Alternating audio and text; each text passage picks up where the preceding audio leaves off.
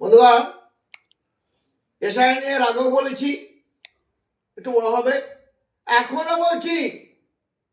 ভাবছে মমতা থেকে তো সরাতে পারছি নি, কি করে এসআইআর গুলো বিভিন্ন কায়দায় দিদিকে সরাতে পারি।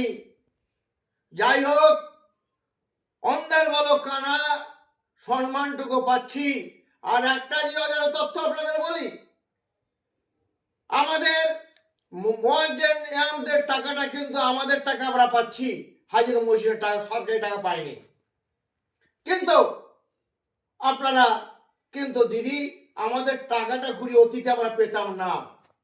আমরা বাড়াবার জন্য অনুরোধ করবো, এসআইআরটা নিয়ে সেন্ট্রাল সরকার, সাম্প্রদায়িক সরকার, যিনি সম্প্রীতি বিঘ্ন করে, সমাজকে দূষিত করে, সমাজকে ভেদাভেদ করে, রাজনীতি নিয়ে ধর্ম ভেদাভেদ করে, তার সঙ্গে বলছি আমরা এসআইআর নিয়ে বিভ্রান্ত হবার কিছু নেই। দিদি আবার থাকবে। তার সঙ্গে সঙ্গে বেশ কিছু ধর্মগুরু বলে দাবি করে, ওনার কথা চলতে হবে। কে উনি কে? আমরা কাউকে চিনিনি। আমরা শুধু নওশাদকে খানিকটা চিনল। ইনি কিন্তু ভালো খানদানের ছেলে নয়, আমি বলছি।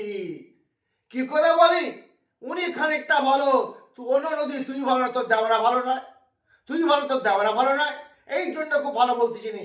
উনি যেখান থেকে পড়াশোনা করেছেন, সেই কলেজের, সেই ইউনিভার্সিটির আমি প্রাক্তন ছাত্র। খানিকটা একে নাম্বার দেওয়া যায়, তবে ইনিও ওই রক্তটা কিন্তু ওই রকমের ভিতরে আছে, ভালো বলা যায় না। আমার ইল্লাল বলা।